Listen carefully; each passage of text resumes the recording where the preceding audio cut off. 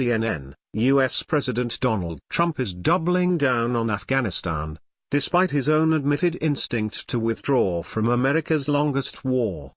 "We will fight to win," he said in a speech at Fort Myer in Arlington, Virginia, taking a strident tone and indicating the U.S. would expand its presence in Afghanistan but offering few specific details on how it would do so. "America's enemies must never know our plans, or believe they can wait us out. I will not say when we are going to attack, but attack we will," said Trump, before a crowd of U.S. troops. While he admitted he previously favored withdrawal, Trump said doing so would dishonor the U.S. troops who died in Afghanistan and could create a vacuum that would allow terrorist networks to expand. In setting out what he described as a new approach to the 16-year campaign, Trump had harsh words for U.S. ally Pakistan, saying Washington could no longer be silent about Pakistan's safe havens for terrorist organizations. "We have been paying Pakistan billions and billions of dollars. At the same time, they are housing the very terrorists we are fighting. That must change immediately," Trump added. He also called on Pakistan's regional rival India to help us more with Afghanistan, especially in the area of economic assistance and development.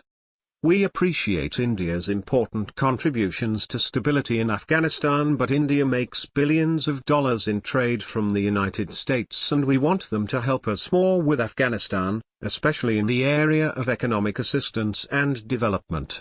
In response to Trump's pledge, the Taliban issued a defiant statement, saying the U.S. should have thought about withdrawing its troops from Afghanistan instead of prolonging the war. "It looks like the U.S. still doesn't want to put an end to its longest war." Instead of understanding the facts and realities, Trump still shows pride for his power and military forces, the statement said, vowing Taliban forces would keep fighting to free Afghanistan of American invaders. Afghan President Ashraf Ghani welcomed Trump's statement and his affirmation of support for our efforts to achieve self-reliance and for our joint struggle to rid the region from the threat of terrorism. "The U.S.-Afghan partnership is stronger than ever in overcoming the threat of terrorism that threatens us all," Ghani said in a statement Tuesday, adding the objective of peace is paramount. Washington has long accused Islamabad of not doing enough in efforts to stabilize Afghanistan. U.S. officials believe that much of the Haqqani leadership is based in Pakistan, and some analysts believe eliminating their safe havens is critical to stabilizing Afghanistan. Trump seemed to reference this in his speech Monday, saying that Pakistan has much to gain from partnering with our effort in Afghanistan, and much to lose from harboring criminals and terrorists. "Pakistan has ironclad and mutable strategic interests which dictate maintaining ties to groups like the Taliban," said Michael Kugelman, Deputy Director and Senior Associate for South Asia with the Asia Program at the Woodrow Wilson Center. "It sees them as useful tools to keep Pakistan's enemy, India, at bay in Afghanistan.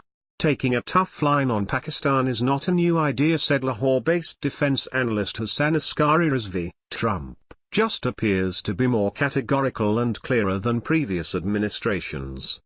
"The future of Afghanistan is inextricably linked to the future of its neighbor, Pakistan," Obama said, calling on Islamabad to demonstrate its commitment to rooting out al-Qaeda and the violent extremists within its borders. Trump repeatedly mentioned the 9/11 attack as the reason for U.S. action in Afghanistan during his speech. However, what the president will do to ensure Pakistan does change its behavior is unclear, said Kugelman. Tactics could include cutting aid and curtailing military assistance to Islamabad, he added. Concerns in Islamabad will be heightened not only by Trump's criticism of Pakistan, but also his reaching out to India. But Trump seemed to indicate that friendship would not be without conditions Monday. India makes billions of dollars in trade from the United States, and we want them to help us more with Afghanistan, he said. Trump had similar expectations for other powers. We will ask our NATO allies and global partners to support our new strategy with additional troop and funding increases in line with our own, he said. Since taking office, I have made clear that our allies and partners must contribute much more money to our collective defense, and they have done so. In a statement Tuesday, India's Ministry of External Affairs said New Delhi welcomed Trump's determination to enhance efforts to overcome the challenges facing Afghanistan and confronting issues of safe havens and other forms of cross-border support enjoyed by terrorists. We are committed to supporting the government and the people of Afghanistan in their efforts to bring peace, security, stability and prosperity in their country, the statement said. We have been steadfast in extending reconstruction and development assistance to Afghanistan in keeping with our traditional friendship with its people. However, Rizvi in Lahore warned giving India a bigger role in Afghanistan could backfire on Washington by reducing Islamabad's willingness to contain terror groups based in Pakistan. Under the present circumstances, tensions between India and Pakistan will increase, he said.